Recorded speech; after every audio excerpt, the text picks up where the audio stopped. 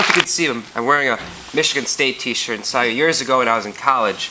I'm not a filmmaker. I'm graduating medical school, but I'm just started shooting a documentary on ovarian cancer, and I'm wondering if you have any pearls of advice on how to make a good documentary for a non-filmmaker. Why have you chosen ovarian cancer as your subject? Well, I'm going into obstetrics and gynecology starting July 1st, a community hospital at Wyckoff Heights in Brooklyn, which it's not doing too well financially, but I've seen and dealt with a lot of patients that ovarian cancer, it's one of the few cancers, there's no good screening method. So when women are usually diagnosed, it's stage 3, stage 4, and it's already spread, and they have less than 50% mortality in 5 years, and it's very sad. So it's kind of used to raise awareness, and I'm hosting a fundraiser in a couple, at June 14th, to try to raise some money and awareness, and this is kind of... Thank you for doing that, first of all. Secondly, nobody wants to see that movie.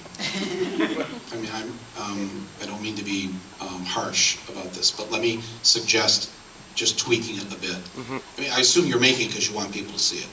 Try to raise awareness, and you know. Right, but I'm going to say, because again, if we were sitting in Paris right now, or Berlin, or London, or Dublin,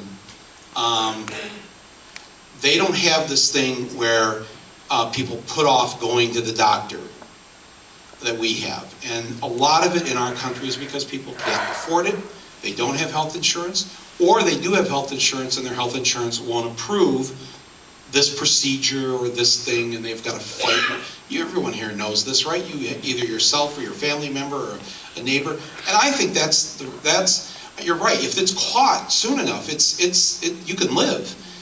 And so I would really focus on that one question, and I don't think it's just because people are, oh, I feel something here, I want to think it's something else, and I don't, and that's true. I mean, that is human nature. You want to hope for the best. If you heard a loud bang right now, you wouldn't think it was a gun going off. Your brain would start to go, oh, that was a car misfiring or a tire or something. You know, we always, you know, that was just a little plane. That wasn't an attack. That first plane that went into the tower.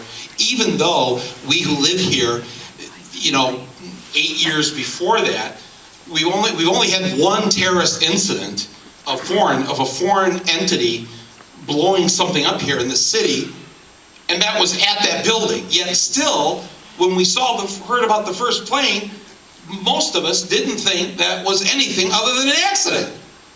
It's like, I'm just always amazed at how the human psyche really wants to look at the bright side of life. And not, because if you go that other way, it gets dark and you don't want to go there.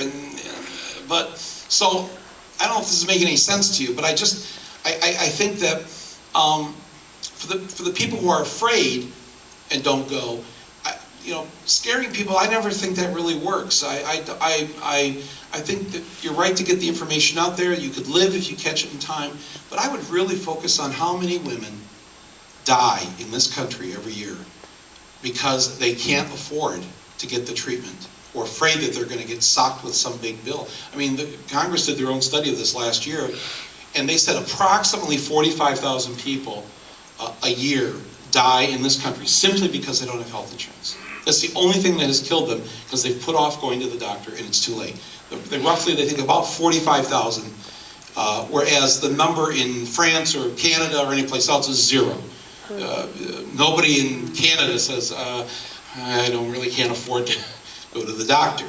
It's just a crazy idea. No, it makes perfect sense. You know, if they catch it early, there's a 90% survival rate. Yeah. The problem is that they don't go to the doctor. But also, the symptoms are so vague. They're bloating, maybe a little pelvic pain, increased abdominal girth. Yeah, the other part of this too is that we have an enforced ignorance in our society that starts with our schools and how little money and effort and attention we pay to them. And essentially our system is structured to keep people as stupid as possible for as long as possible.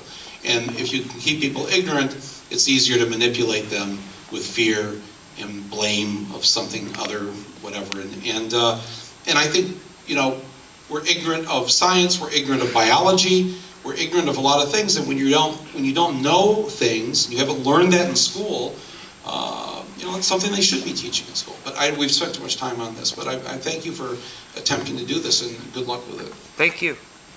Time for a couple more? What's the point of making the film if people don't see it? You've got to make a film that people are going to see if you want to be successful with it. Don't just make it because then you did a good thing and all that. You want to make it so that millions of people see it. Exactly. But don't think they're going to see it just because it's good medicine that, you know, you're giving them. It's not why people, especially with film, you know, if you Make it compelling. well, you could write an op-ed, or you could do something political. You could do other things. Why are you making a movie? If you're going to make a movie, you have to honor the art form of the cinema, which means people are going to see this if you want to show it in movie theaters. Well, I was thinking, if worst comes to worst, you can put it on YouTube, and that way at least it has. That's great. That's what you should You know, I'm going into do. Make it so that OBGYN. people will watch it. Yeah, exactly. Get it out there because it's not going to really benefit. Do you Me. know Physicians for Social Responsibility? I don't. Okay.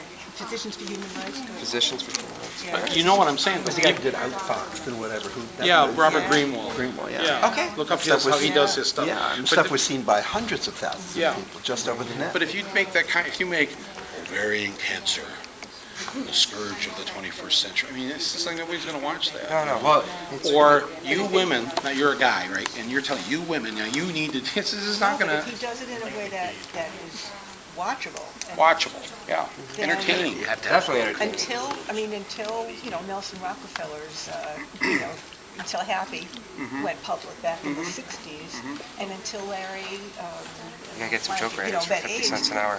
There's not much, I'm in fundraising and medical research. If we could so just I'm move, gonna yeah, throw- we yeah, need guys. to get All out right. of the room. Yeah. Thanks, Mike. Yeah, Yeah. we're down to Happy Rockefeller, so All right. we know it's time to Grosse go. Point Park 2. That's where I'm from. I almost got a job.